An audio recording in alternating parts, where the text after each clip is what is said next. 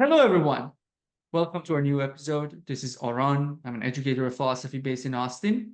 Today, we're going to continue our discussion on Hegel's Science of Logic with my great friend, Trent. Hello, Trent. Hi, everybody. This is Chen. I'm also back in Austin, Texas. Good to be here. Cultural historian of early medieval Europe and the late medieval China. It's great to be here with you. All right, great. So, what we have talked about so far in Hegel's Science of Logic started from our attempt to basic understanding of what the project even is.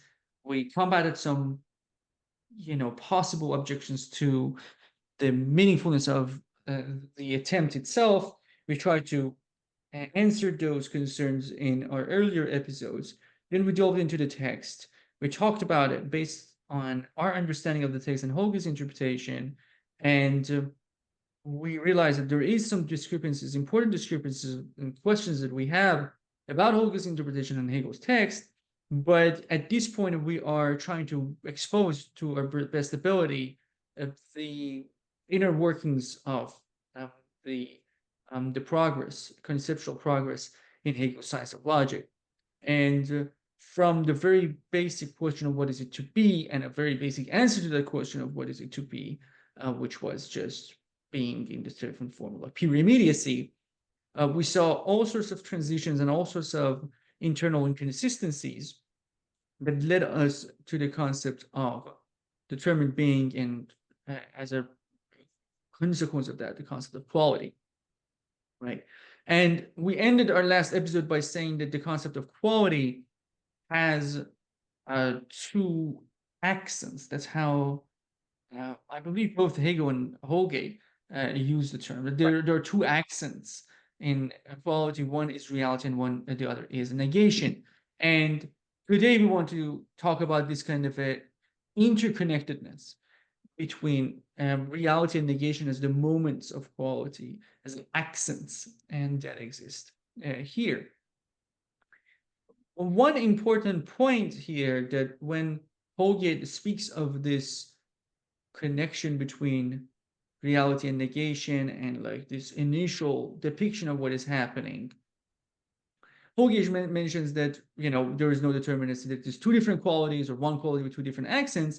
There cannot just be one simple identity, which could be interesting in our further discussions about identity in different ways. That there is this idea that there's no, when we say there is no pure being, that has implications, right? And the way Hegel envisions this, that those implications are applied to any being, right? And that could be interesting, either in a very nature, in terms of being of nature, or being in the sociopolitical space, which are going to be stuff that probably will pop up. Now, the very basic things that Holgate and Hegel mention about reality and negation is worth even starting from there, and then move from there. And things kind of like you gotta hold on. This is gonna be kind of insane. So we'll start with very baby steps, and then let's move and see where we are headed. The quality with the accent on non-being rather than on being is called negation. Okay? And sometimes Hegel and Hegel talk about this as non-being that is, right? And from this formulation, you can see that with negation, we already have accepted that they are interconnected, right? Like the non-being that is, like there is affirmative in the negative. It consists in not being affirmative quality or reality. Negation's quality does actually resides in differing from reality. This proves to be important as we move on, that what negation is in being different from reality. And in a moment, you're going to see this means actually negating reality. But what we have on the other side of this story is the quality with accent on being, right? in contrast to non-being, and the name of that is reality. Hegel writes that reality is thus quality in its original sense, but not distinguished from the other quality, negation, by negation itself, right? And here we start moving, right? That reality and negation, they are two, accents of the same quality, same determinate being that we're talking about. They're different, but they're not absolutely different, right? And their difference, the difference in the difference between reality and negation, and the difference between being and nothing, proves to be very important. And one element of that difference, one way to understand that difference, is to emphasize on this point that the differentiation between reality and negation is itself an operation of negation, meaning that negation is what it is by saying no to reality, okay, as this moment, distinguishing moments, as this act of differentiating. Now, before we move on and try to unpack what this really implies, Tran, do you have anything at this stage? Yes, something just very basic. It's a kind of at this stage, for those who have been following this or reading the text themselves, that would perhaps appreciate the structural consistency underlying each stage of movement, like being, non-being, a pair or a polar position coming together with a becoming, and from becoming we have a determined being. Here we see the divergence of polarization again with the two accents, and next stage we'll see how the two come together. But that's I think that's a very good emphasis, right? Because these patterns keep happening. Like we have this kind of polarization, differentiation, and then there's realization that this is not that different that we thought. This is some sort of a connection. But hey, in this connection, there it needs to be differentiation, a new type of differentiation. So hey, again, we're back into this kind of a polarization that is going to be, again, one of the things that we're going to talk about in our problems with Hegel's treatment of what he's dealing with here, in this idea of the polarization. Like, is this just obviously clear that we need to get into a polarized space, or this is something that Hegel is bringing to the view? But yeah, that definitely is a very important point. Now, here we have something from Holgate's interpretation that also has a quote from the text itself about negation. And dear listeners, focus on negation, right? And try to see like how it is being used here. And of course, if you think this is invalid, just leave a comment for us, right? Because we are not fully satisfied. Holgate says, negation does perform an operation of its own, therefore. It turns quality in general into real quality, or quality that is distinct from mere negation. Hegel draws attention to this work of negation, I believe, Holgate is writing, when he writes that through the emergence of quality as negation, the immediate, this is a quote from Hegel, the immediate or affirmative determinateness is posited as a differentiated or reflected determinateness. Okay. Now, slowly is becoming clear that what Hegel has in mind is that, okay, we have the moments of reality and negation, but how do we have those? Right? Like, in what sense we have those two moments, and how these two relate?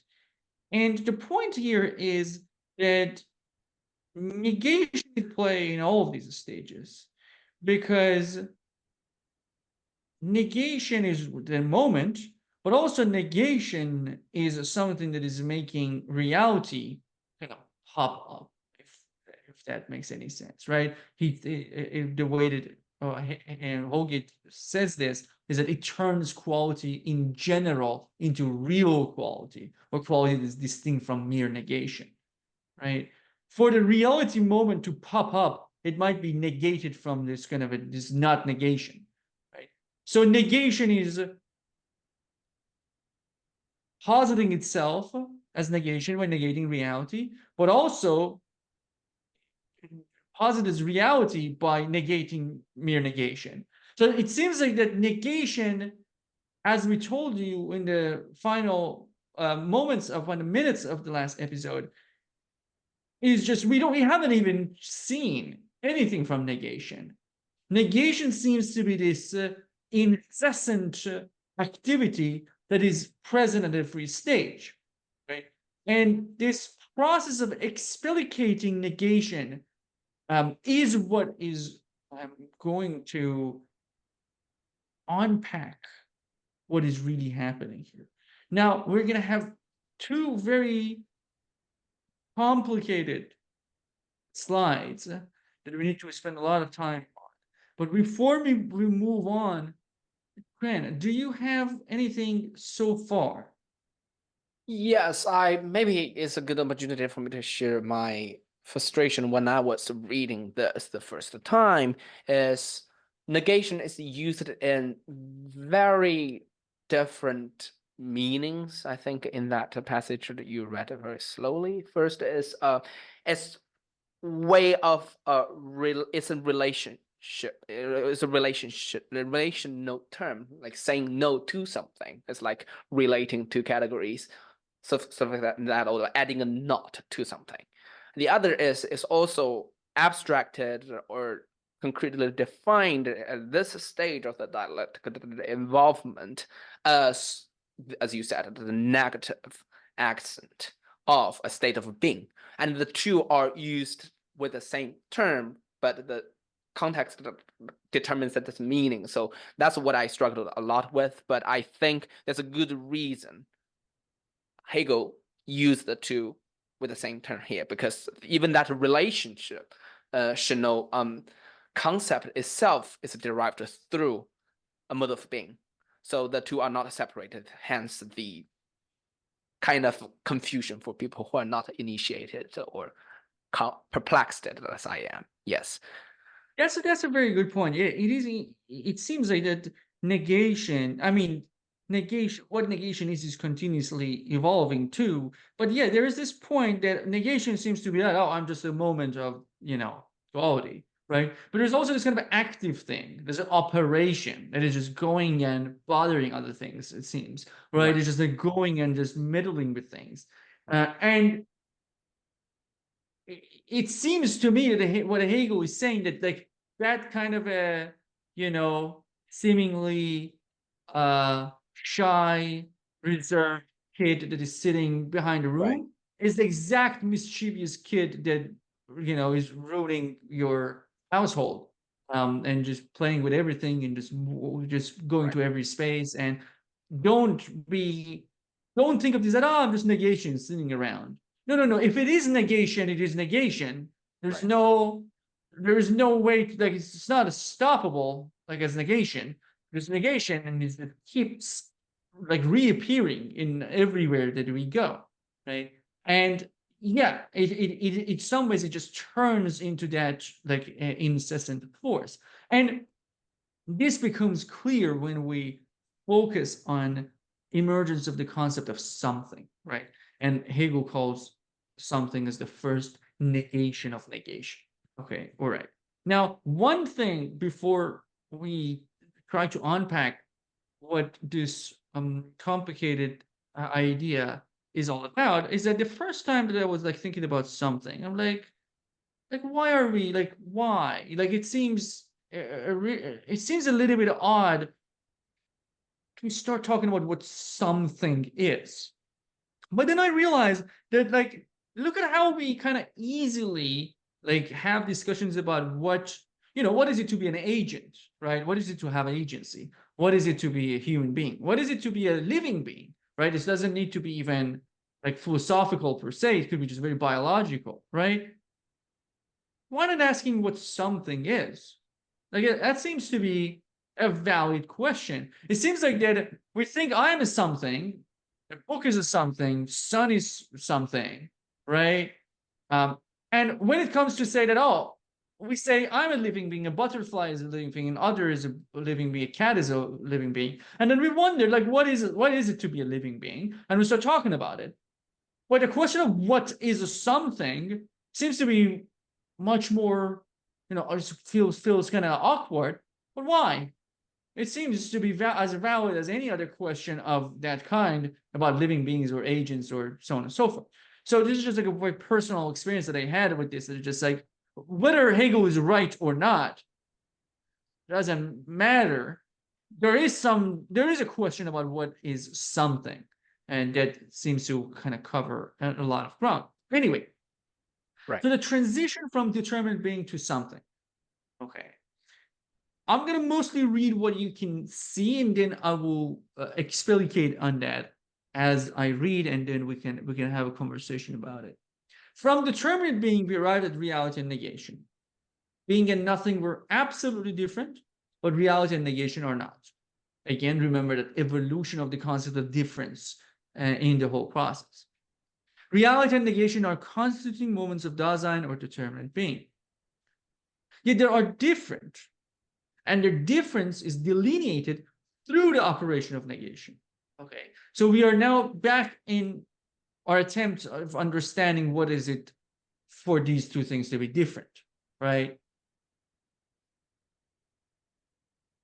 Now, in trying to understand that there is a difference, and we run into the operation of negation, right? They are differentiated in different ways through the operation of negation.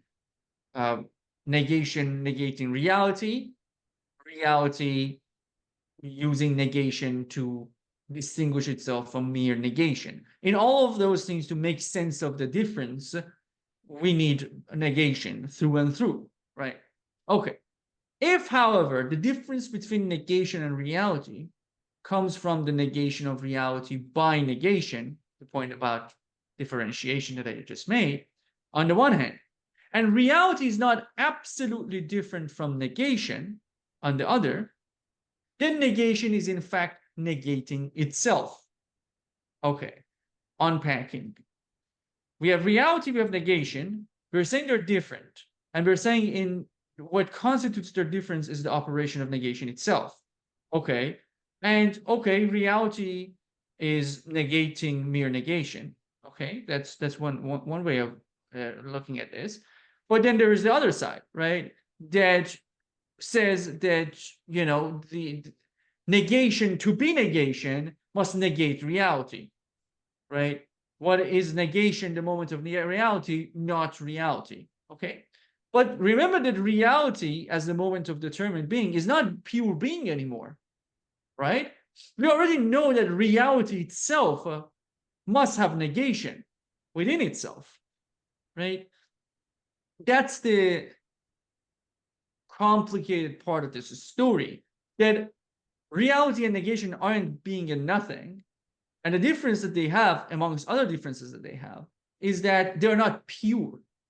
We already have established that reality is not pure affirmation and negation is not pure negation. We've already said that. We're already there, right? We're just trying to make it clear what that means. Okay. So if reality is not pure affirmation, that means it has negation within itself.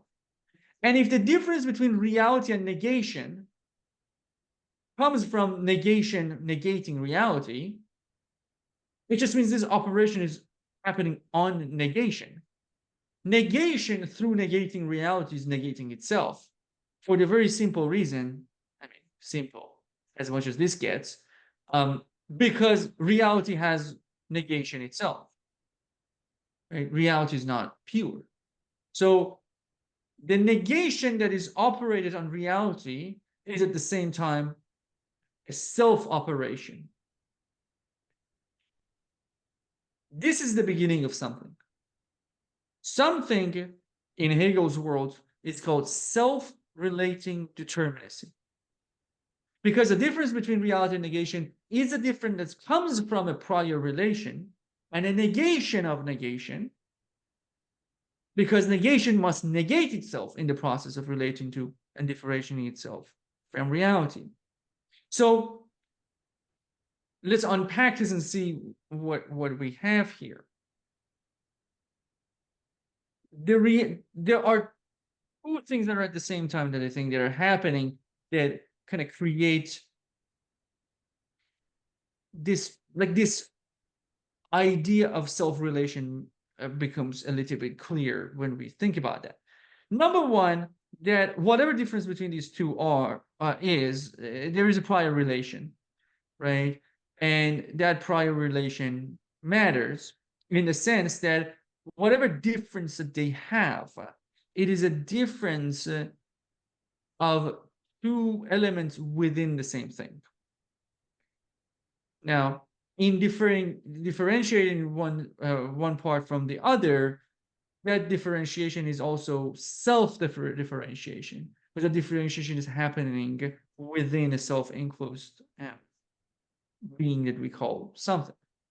The other thing, though, is that it is self-relation because negation is now relating to itself. Negation, by negating reality, is negating itself, is finding itself in reality, and therefore it's the beginning of the negation of negation. It is determinacy, which is associated with negation in Hegel, relating to itself. A relation that wasn't clear from the beginning. We didn't think that negation is connecting to itself. We thought negation is, a moment. Reality is the other moment. They're not pure. They're different, but they're part of the same thing. Now we've realized that if negation is in full operation and it defines itself based on negating reality, and reality is not pure, then negation is negating itself. And that negation of negation, that emergence of self-relation, is called something. Last thing that I'm going to say, and then it's to you, Trent, is that this whole thing implies that we are talking about an inner space. There's no external space yet. But what it means is that these are two constituting parts of the same thing, reality and negation. And they are so intertwined. It is just, they are intertwined in so many layers. But the way that when I was thinking about this and I was talking to Trent and I was trying to figure out like what this kind of internal means, this internal space means, and how things could be different, but at the same time in their relation, implying some, basic identity, maybe, right? Again, this is jumping ahead in like very complicated type of something, but I was thinking it was an organism, right? The relationship between different parts of an organism is a very peculiar relationship, because that relationship is not about two self-sufficient random entities, coming into, some sort of a contract, right? It is their relationship, and their difference is an internal difference, a difference within a space, within the space that they are both part of. There is a fundamental difference between the difference between my heart and my kidney and my heart and Trent's heart. Right? There is a fundamental difference between two differences. And I think what Hegel is emphasizing is that the difference that we're dealing with here is an internal difference. Of course, this is not to imply that every something is an organism, but it is to imply that every something has a constituting structure that is internal to it, as opposed to being external. Yes. There's just something I want to perhaps reiterate or put in relief here is the second sentence, the being and nothing were absolutely different, but reality and negation are not. So in clarifying, making clear that a specific category cannot in the whole enterprise cannot be a absolute or pure category. So being is not just a pure affirmative being without any nothing inside it. The relationship of term, like introducing or making difference itself, is also made clear here, not an absolute relationship. That being different means you're united or identical in certain way. Of course, that comes to our potential disagreement with the Hegel's interpretation or Hegel's project. That could we maybe think of something more in line with a connection and stuff, like unity or identity here. But yes, so through this process, it's not just the terms, their categories, their purity has been purged, but also the way they related to each other is also qualified in the sense of been delimited. It's not like an absolute claim. And here's, I think, it's wonderful that Hegel uses both qualification of categories and qualification of a relationship with the same term, negation. That is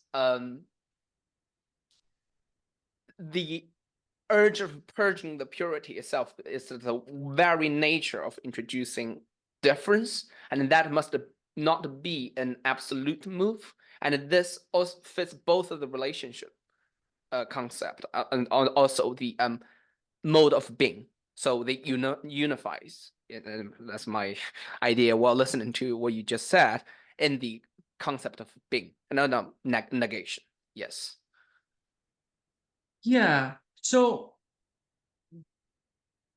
I want to clarify something with you here because I want to make sure that if I um Sure. understand what you are saying there. So you were saying that like there is this whole point about purging purity, right? Right. That is a continuous theme, but that purging purity is about also like a parallel to that is about difference. That is about how difference is being reconsidered through purging purity, and doing that gets connected to this whole point about negation being this incessant active force that not only negation finds its role in purging purity, it finds itself in purging absolute difference, but also like when we get to identity, like negation establishes not only just changes the difference, but also establishes an identity, right? But it again just also disrupts that identity, and a new type of difference um, Right. comes in, and then so on and so forth. Is am I Yes. So understanding your point? yes. So that's why perhaps it's fitting to think that's perhaps a different way to arrive at a self relating determinacy, that negation in differentiating itself from reality also qualifies or negates a pure concept of negation in the sense that it negates negation itself. That's a very good point. Yes, now I understand which parts exactly you're referring to. Yes, that yes, in a very weird sense, this incessant negation, through being incessant negation, kind of gets rid of its own purity as well. Like it Right. cannot be, if it is negation, it cannot be pure.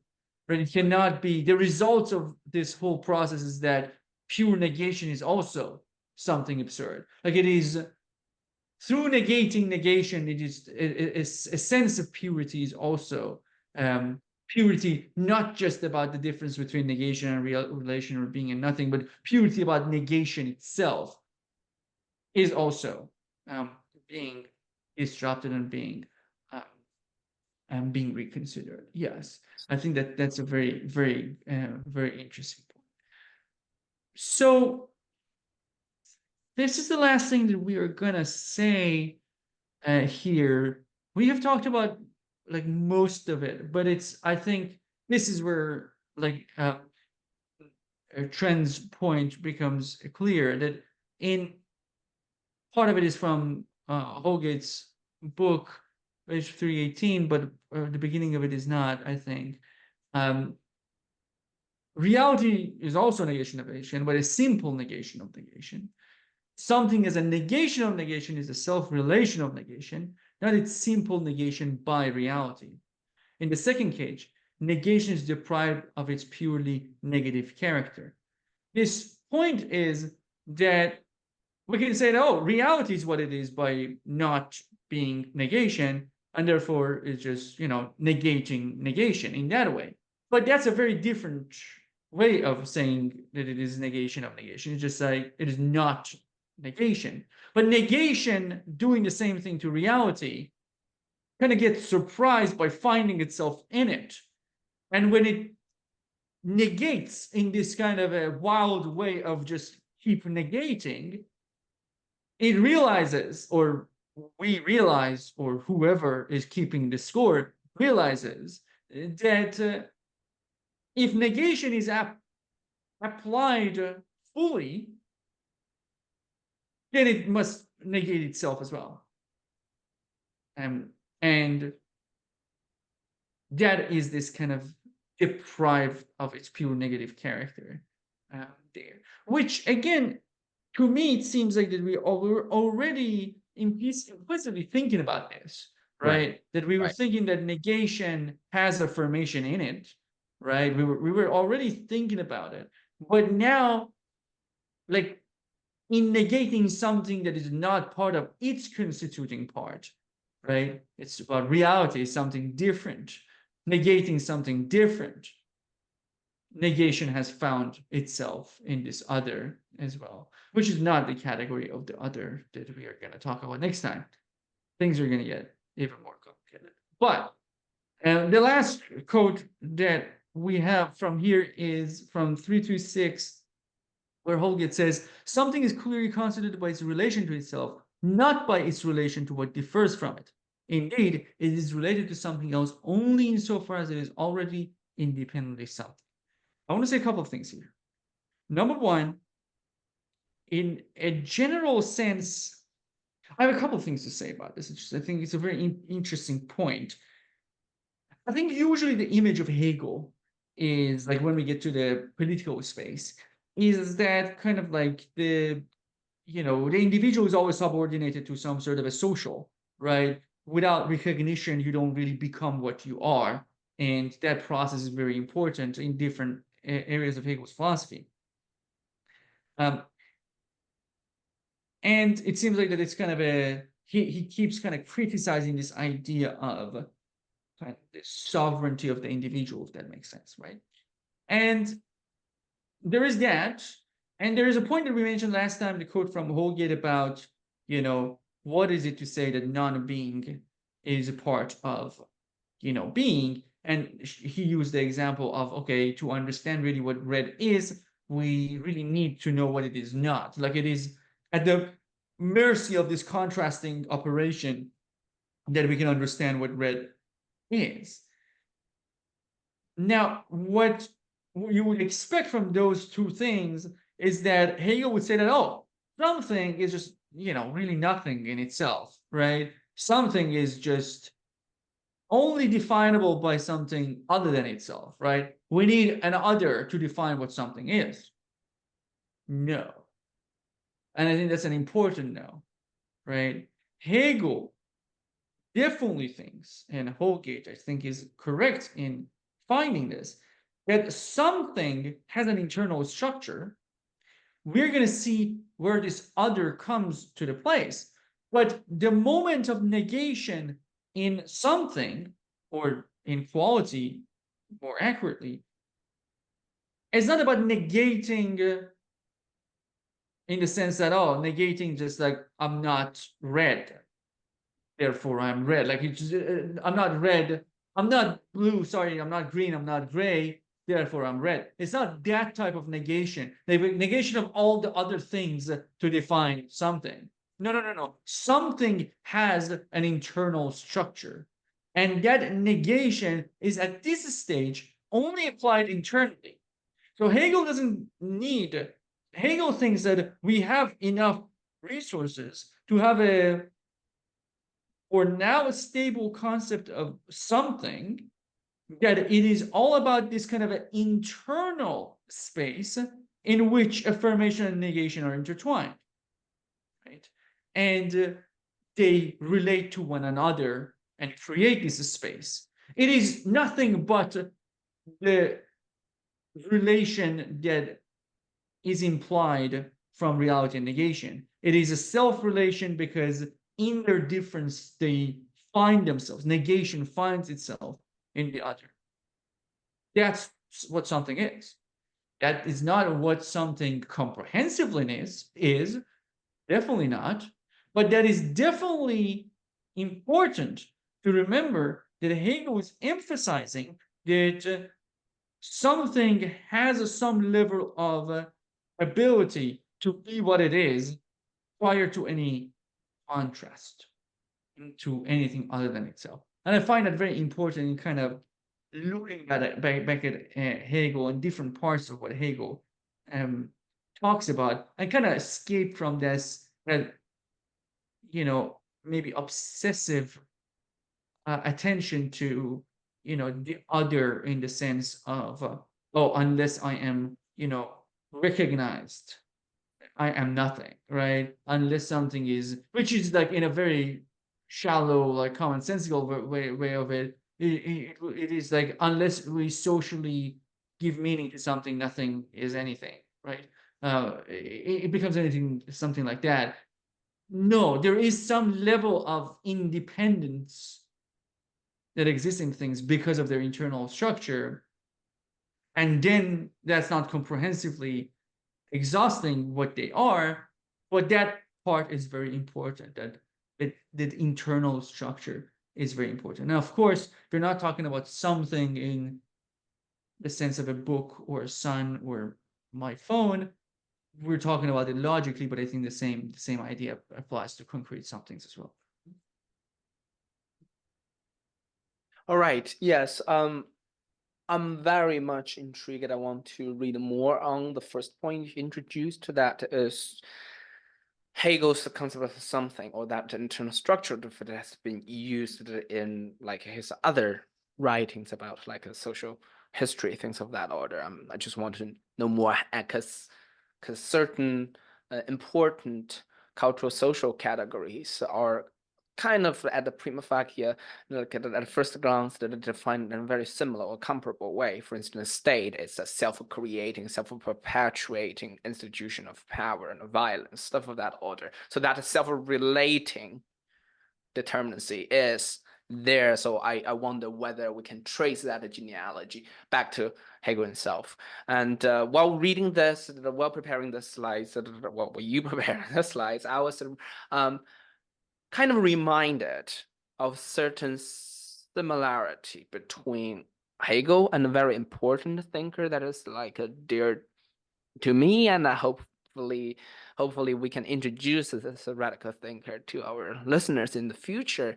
His name is Niklas Luhmann, a German sociologist. He proposed a very interesting general definition of society. Basically, he considers society as a set of systems of communication, and the defining feature here is quite comparable to something as in Hegel's logic, as a social system is a self-creating processes for communication, in the sense that it introduced a boundary between what is a part of the system, the inner space, and what is not a part of the system, the outside. Of course, there are crucial differences in the sense like the environment for Luhmann is taken as existing, as like fixed, but that seems not to be the case here for Hegel. But yes, I'm just very interested in finding out that together with our listeners, perhaps in this in our future readings, to see whether there is a genuine intellectual genealogy between Niklas Luhmann's conception of the society and Hegel's concept of being, so that is self-creating, that not totally dependent upon the environment structure of existence. Yes.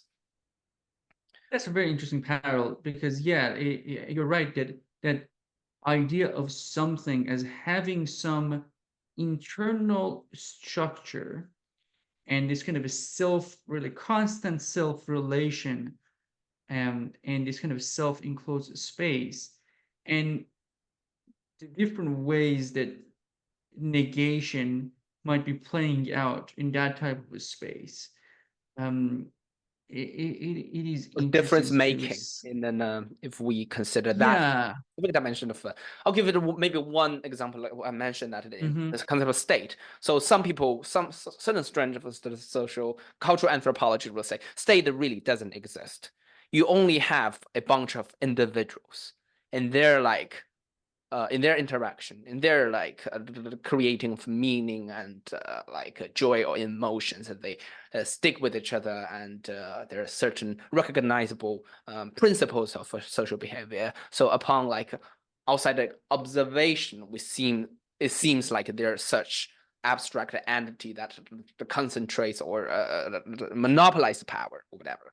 But for Luhmann, that is not the case. The state exists independently of the individuals because it has a self-relating structure, which I think the philosophical or like a metaphysical substratum is at least conditioned by Hegel thinking to a large extent. I don't know. I Mm. don't know Hegel or Luhmann well enough. I don't know the like connection between the two, but my intuition is there's something really important there. Yeah. Hopefully Yeah, we can and interpret. yeah, and I'm curious, like I'm very curious to kind of read more Luhmann because I haven't read anything. So anything we'll be reading more. As But equally fearfully abstract and complex, but well, yeah.